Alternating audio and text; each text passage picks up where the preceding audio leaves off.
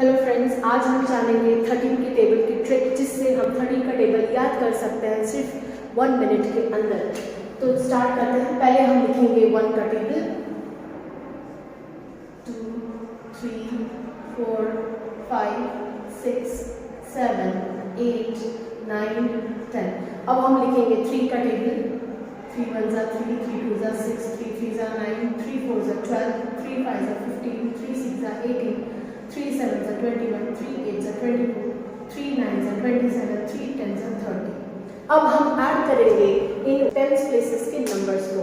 तो 10 प्लेस के नंबर को अब हम ऐड कर लेते हैं इस तरह।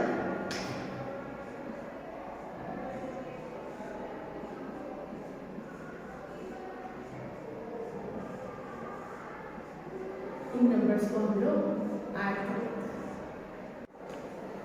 और अब हम लिख देंगे 13 का टेबल।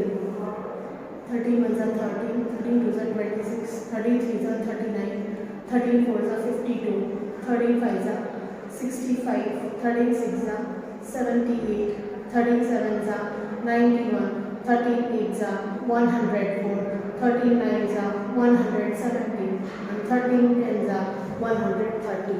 और ये हो गया हमारा 13 का टेबल।